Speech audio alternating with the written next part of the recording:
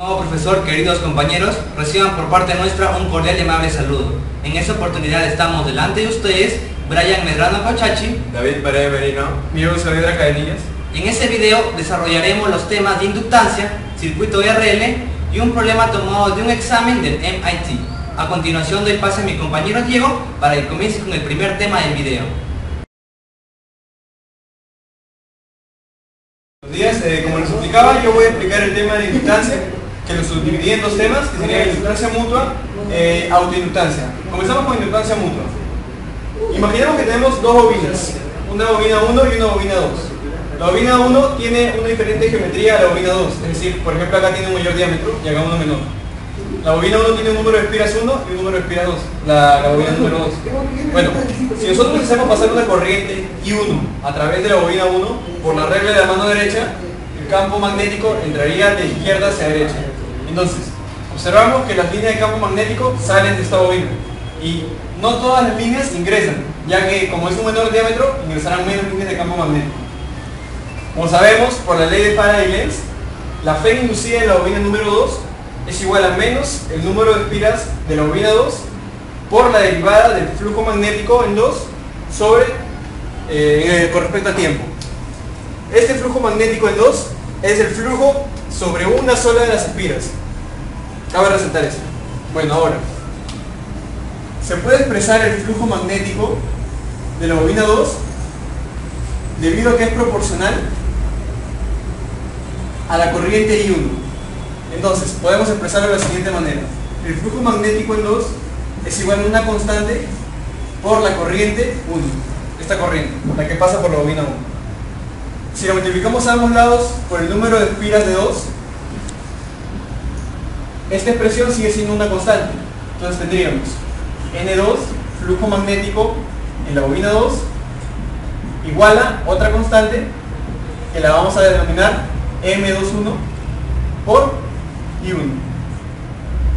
Tenemos esta expresión, número 2. Y tenemos esta expresión que es la número 1. Si observamos aquí y reemplazamos los valores, la Fe inducida en 2 es igual a...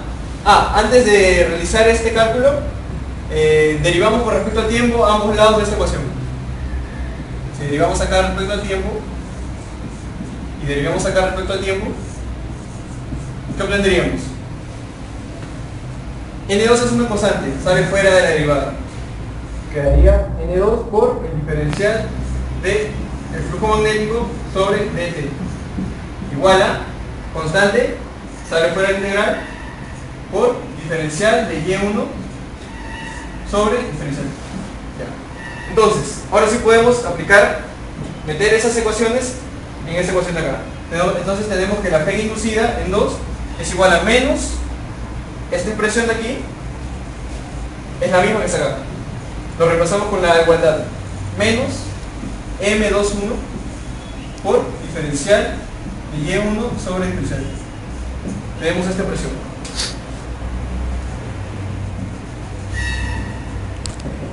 Número 3.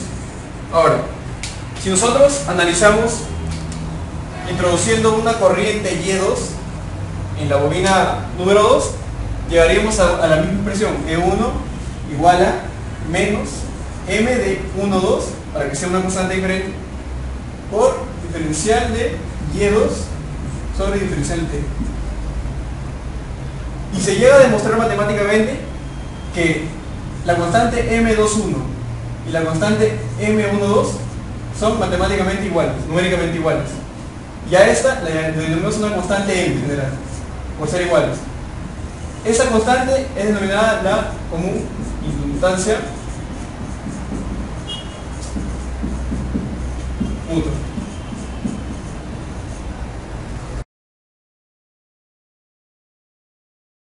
Con el tema de inductancia mutua, llegamos al tema de autoinductancia.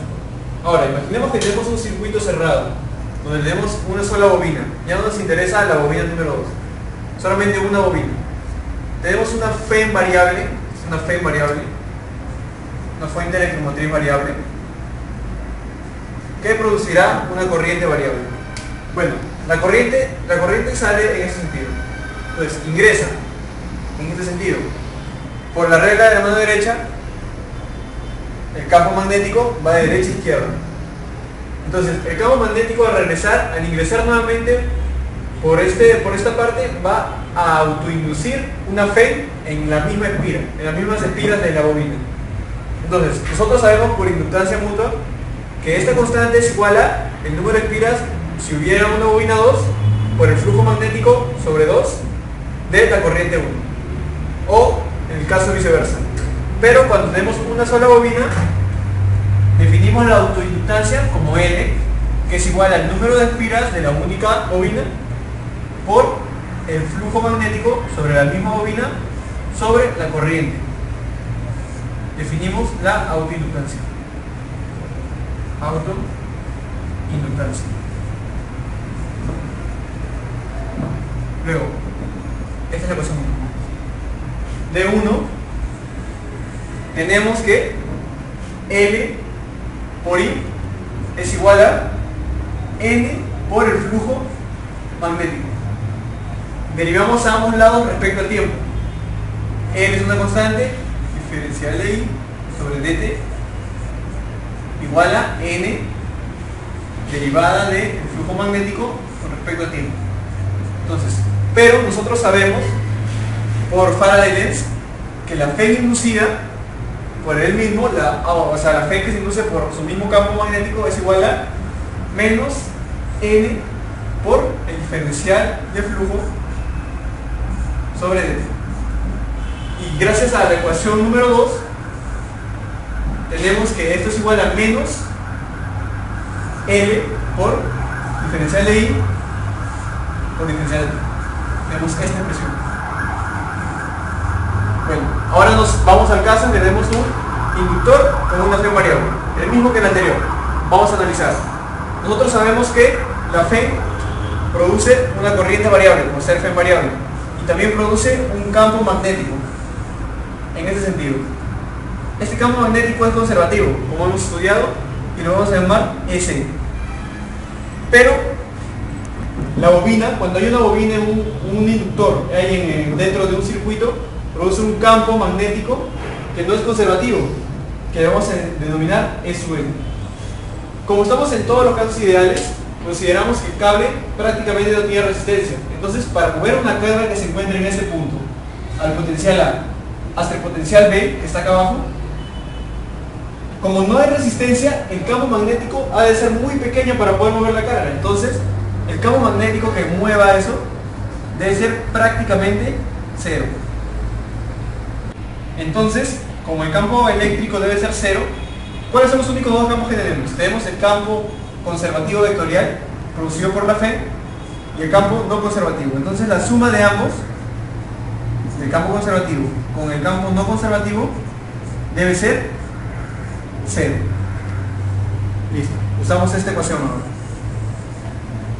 ahora.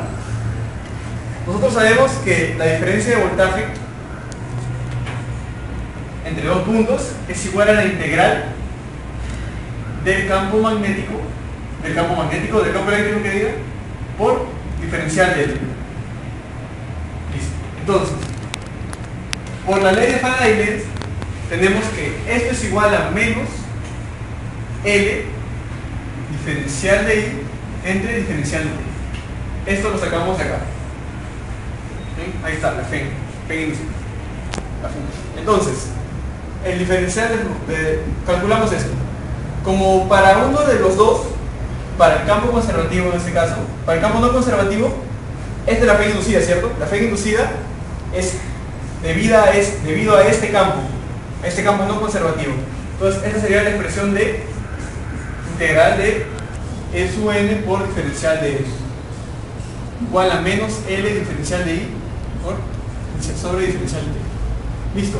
Pero de acá tenemos que E no conservativo es igual a menos el E conservativo. Entonces vamos a tener una nueva expresión.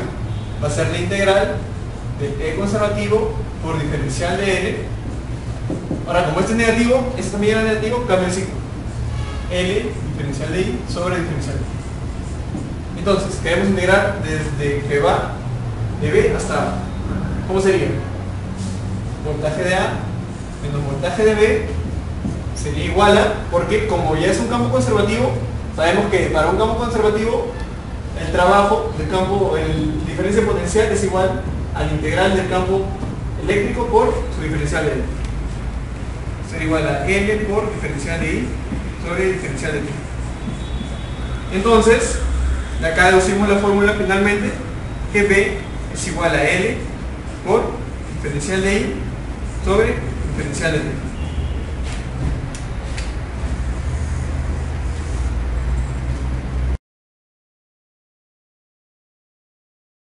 Continuando ahora con los circuitos RL, vamos a analizar lo más principal, lo más fundamental, una bobina y una corriente que pasa por ella. Va a pasar una corriente que yo le denoto I sub L y ocasionando una diferencia potencial B. Y por lo ya mencionado por Diego, B es igual a esta inductancia, este inductor, la derivada de esta corriente respecto al tiempo. Ahora, añadiendo a esto, ¿qué pasa con la energía? Como ya sabemos, la potencia es igual a la diferencia potencial por la corriente. Ya, ahora reemplazando esto de acá, ¿qué puedo obtener? Que la potencia es igual a L derivada de la corriente que pasa, I sub L derivada del tiempo por este I. En este caso I sería de nuevo I sub L.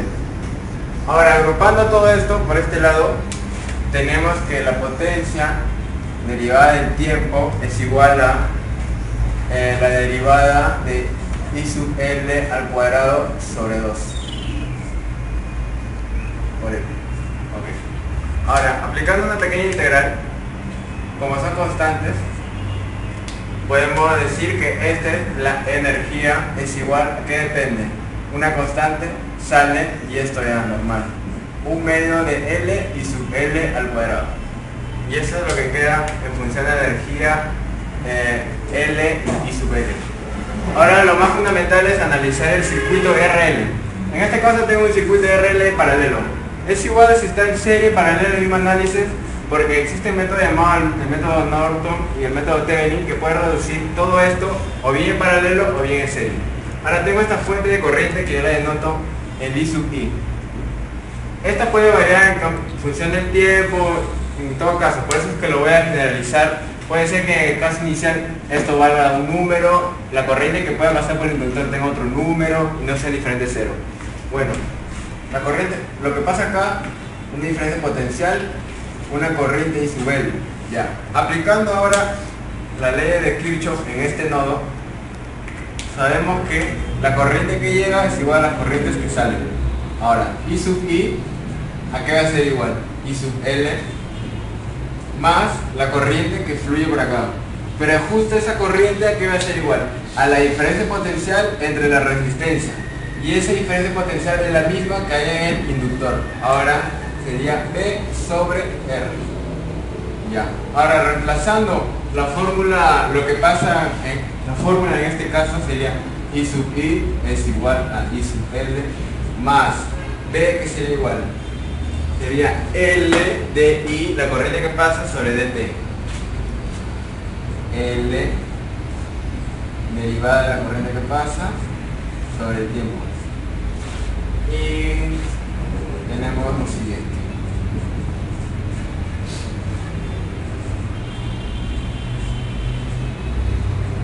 Esta es la ecuación general que puedo obtener, la ecuación diferencial, en la cual esta parte de acá la conocen como el tiempo constante, L entre R. Continuando con los circuitos RL, esta es la ecuación planteada hace un momento. Ahora, este término de acá siempre es importante. ¿Por qué? Porque se llamaba la constante de tiempo, matemáticamente llamada tau, que es igual L entre R en nuestro circuito.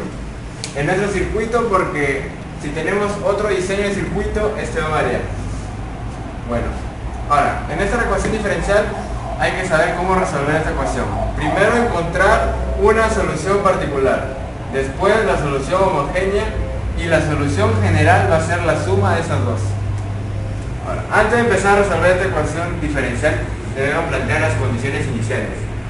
Este I sub I, que puede variar, yo le llamo I sub I. Ahora, mi I sub L y yo lo voy a llamar en t igual a 0 es I sub 0. Ahora, reemplazando estos datos acá, tengo que I sub I va a ser igual a mi I sub L más mi L entre R derivada del I sub L respecto al tiempo. Bueno, tengo que encontrar la solución particular. Ahora, ¿qué pasa si este término de acá lo hago 0? Contendría una igualdad. A ver, veamos. ¿Qué pasa? I sub L entonces igual a I sub I. Yo reemplazo esto acá. I sub I igual a, reemplazo I sub I más este término que en este caso va a ser una constante 0. ¿Qué veo? Se cumple la igualdad. Entonces, encontrada la solución particular. Ahora, cuando yo encuentro la solución particular, cabe resaltar que esto se hace para poder este término de acá igualarlo a 0 y resolverlo con un artificio de esta expresión. Ahora, continuando ya la solución homogénea, obtengo que 0 I sub L más L entre R derivada de I sub L respecto al tiempo. El artificio que voy a mencionar es este. El I sub L es este. Esta expresión es clave para resolver esa ecuación diferencial. Reemplazando de arriba, tengo que 0 es igual a al I sub L, que en este caso es A, E elevado a la S con un T, más un L entre R, por la derivada de S respecto al tiempo, que sería A por un S por un E a la ST. Ya. Como A es una constante diferente de 0 y el D a la ST también, lo simplifico. ¿Y qué obtengo? 0 igual a 1 más LR por S. Por lo tanto, S acá es igual menos R entre L, solo despejando. Encontré un término. Pero con esto todavía no puedo hallar el A. Entonces planteo nomás mi solución general. Solución general. Va a ser igual a la sumatoria de las dos. En I sub L, aquí va a ser igual al I sub I más el A, que todavía no lo conozco, E a la S por el T. Ahora, ¿qué pasa cuando T es igual a 0? Regreso a mis condiciones iniciales. ¿Qué tengo? El IL I sub 0, IL en T sub 0 es igual a I sub 0. Esto que es igual I sub I más este término 0 más A. Y entonces encuentro el valor de A, que es igual a I sub 0 menos I sub I. Y acabo de encontrar el valor de A. Volviendo a escribir toda nuestra solución general,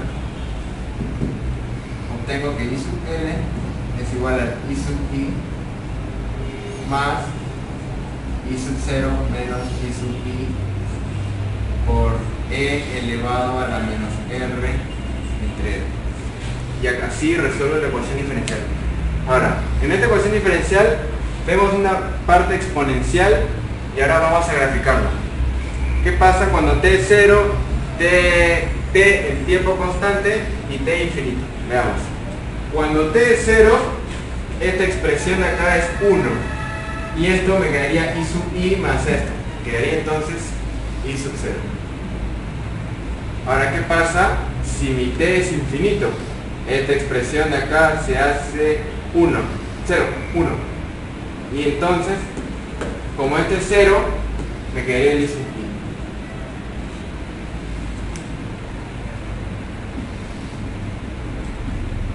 I. Y acá parte, ¿no? Se va así hasta el infinito. Esta parte curva, ¿por qué? Es una forma exponencial. Ahora acá siempre hay un detalle que resaltar. Si de este punto, esta gráfica, yo trazo la recta tangente, este punto de acá, exactamente matemáticamente se muestra que T es igual a tau. Y este, claro, en este caso es L entre R.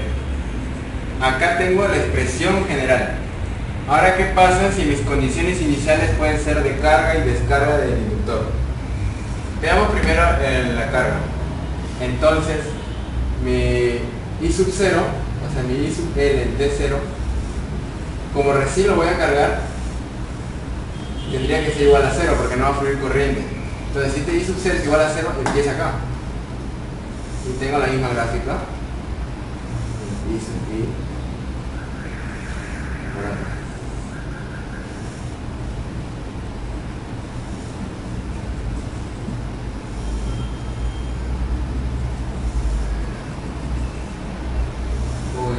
T igual a tau.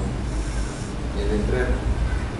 Ahora, ¿qué pasa si fuera una descarga? Si fuera una descarga, en el tiempo inicial I sub 0 va a ser diferente de 0. Y ahora mi I sub I es el que va a ser 0. El I sub I es el que va a ser ahora 0. Esta expresión 0. Entonces esto de acá va a ir para abajo. En este caso sería I sub 0. Se va a cerrar hasta el infinito. Y así tengo dos casos, carga y descarga. Bueno, en este caso de carga, cuando T es igual a 0, podemos observar que la corriente que fluye es 0. O sea, si acá no fluye corriente, es como si fuera un circuito abierto. Entonces, en el inductor, circuito abierto. Pero ¿qué pasa en el T igual a infinito? Este inductor ya tiene una corriente constante. Como hay una corriente constante, es como si hubiera un circuito cerrado. Y así es el comportamiento de este inductor a través del tiempo. Gracias. A continuación desarrollaremos la aplicación de los temas anteriormente expuestos con un problema propuesto por el MIT, tomado el año 2002, en el cual lo desarrollaremos con las fórmulas explicadas por mis compañeros anteriormente, en la diferencia de potencial en una bobina y la energía en una bobina. Vemos que es un circuito que está conectado a una resistencia en serie con la bobina y ambas en paralelo a una resistencia.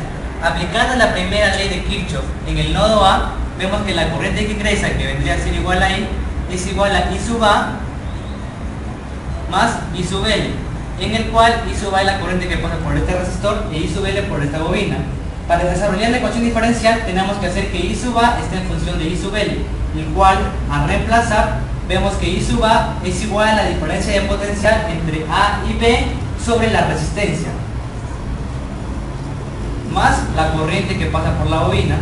Ahora la diferencia de potencial entre A y B vendría a ser igual a análoga a la diferencia de potencial entre la bobina más la resistencia. Es igual a la diferencia de potencial respecto a la corriente más la diferencia de potencial por la misma corriente que pasa por este resistor, que vendría a ser igual a IL por la resistencia sobre la resistencia respectiva más la corriente. Luego reemplazamos esta ecuación que tenemos con la anteriormente ya demostrada, en la cual nos queda de la siguiente manera: L sobre R, derivada de la corriente que pasa por la bobina respecto al tiempo, la resistencia se anula y L más IL nos queda respectivamente 2 veces la corriente que pasa por la bobina. Tenemos una ecuación diferencial. Mi compañero David explicó cómo desarrollarlo, así que primero planteamos la solución particular, de la cual sacamos haciendo que I sub L sea igual a la mitad de la corriente que pasa por ahí. A reemplazar en esta ecuación nos queda que la derivada de eso respecto al tiempo va a ser igual a 0. Y a reemplazar esto acá nos queda que I es igual a I respecto, ok, nos queda la primera solución particular. Segundo caso era desarrollar la solución homogénea. ¿Y cómo se desarrollaba esto? Haciendo que I sub L sea igual a A por E a la ST. ¿Qué hacemos? Simplemente reemplazamos esta ecuación en esta. Dado que al haber reemplazado la solución particular en la general, al ser I medios y reemplazarla aquí, nos queda que la nueva ecuación general para poder desarrollar sería igual a 0 es igual a LR derivada de la corriente que pasa por la bobina respecto al tiempo más 2 veces la corriente que pasa por la bobina. A reemplazar el valor de esto en eso nos quedaría de la siguiente manera: 0 es igual a L sobre R la derivada de I respecto al tiempo va a ser igual a S por A E a la ST más 2 veces la corriente que pasa por ahí, que sería igual a 2 veces A por E a la ST. Simplificamos términos comunes, que vendría a ser igual a A en la ST, y nos queda que S es igual a menos 2R sobre L. La reemplazamos en la solución homogénea y nos queda que I sub L es igual a por E a la menos 2RL respecto al tiempo. Ahora tenemos que desarrollarla en la solución general, que es el tercer paso a desarrollar. La solución general, ¿a qué era igual? Era igual a la solución particular, que la conocemos, con la solución homogénea, que vendría a ser igual a I medios más A por E a la menos 2RL sobre T. Vemos que esto es igual a I, la corriente que pasa por la bobina en cierto tiempo, pero nos dan como dato que la corriente que pasa por la bobina en el tiempo igual a 0 es igual a 0. A reemplazar esto acá, nos queda que la corriente que pasa por la bobina en un tiempo 0, al ser igual a 0, es igual a I medios más A por E a la menos 2RL por 0. Al ejecutar nos quedaría 0 y nos queda que A es igual a menos I medios. Y ya conseguimos la solución general, que vendría a ser igual a la corriente que pasa por la bobina en cierto tiempo, es igual a I medios, factorizando, 1 menos E a la menos 2RL por el tiempo. En el problema nos piden desarrollar la cantidad de corriente que pasa por I sub 1 y la cantidad de corriente que pasa por la bobina en un tiempo 0 y en un tiempo 0 respectivamente. Pero conocemos la ecuación general. Al reemplazar que T es igual a 0, nos queda acá 1, ¿cierto? O sea, como denominador, acá nos queda que la corriente que pasa por un tiempo sub 0 en la bobina es igual a 0.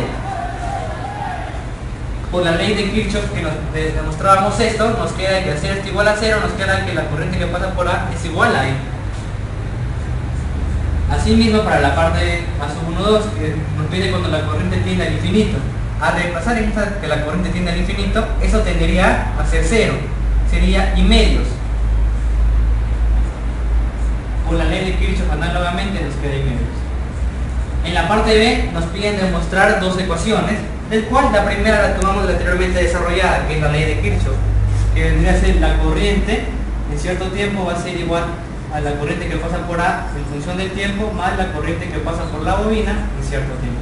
Y la segunda, que vendría a ser una ecuación diferencial, tomando esta respectiva malla, la tomamos en forma antihoraria, el cual acá sería de más a menos, acá sería de más a menos, de la misma manera más a menos. Desarrollándola, nos queda que menos L, por la diferencial de la corriente que pasa por ahí respecto al tiempo, menos la IL por R, más la corriente que pasa por I por R es igual a 0. Acá tenemos la parte A y B. En la parte C nos dice que la corriente T es igual a esto y que la corriente I sub 2 o la corriente L, perdón, es igual a esto.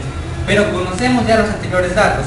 Sabemos que la corriente en cierto tiempo es igual a la solución general. A reemplazar esto acá, nos queda que la corriente en A es igual a I medios por 1 más E a la menos 2RL por T. Vemos, lo semejamos y nos damos cuenta que alfa va a ser igual a ¿cuánto? A un medio. B, ¿a cuánto va a ser igual a 1? Alfa sub 1 va a ser igual a menos 2R sobre L. De la misma manera, análoga, sería para el caso de IL2, que vendría a ser igual que I, vendría a ser igual a I medios, lambda vendría a ser igual a menos 1, y alfa sub 2 vendría a ser igual a menos 2R sobre T. Tenemos esta parte y esta parte respectivamente. Ahora nos piden la diferencia de potencial que existe entre A y B, que vendría a ser igual a la diferencia de potencial de B menos la diferencia de potencial de A, que acá vendría a ser igual a la corriente que pasa por A por la resistencia. La corriente que pasa por A por la resistencia. Pero conocemos cuánto vale esa resistencia. Así que simplemente lo reemplazamos. ¿Y cuánto nos quedaría? I por R medios 1 más E igual a menos 2RL sobre En la última parte nos piden hallar la energía cuando t tiende al infinito. Para ello recordamos la fórmula de mi compañero David, el cual nos expresa que la energía es igual a 1/2 L por la cantidad de corriente que pasa al cuadrado. Al reemplazarla acá nos queda de la siguiente manera: 1/2 L por I, pero la cantidad de corriente que pasa en cierto tiempo la conocemos en el infinito. Al reemplazarla acá y de manera análoga, que sería igual a I medios al cuadrado. Al desarrollar nos queda L por I al cuadrado sobre 8. De esa manera hemos concluido la aplicación de los temas desarrollados de inductancia, circuito RL y un problema del MIT. Muchísimas gracias.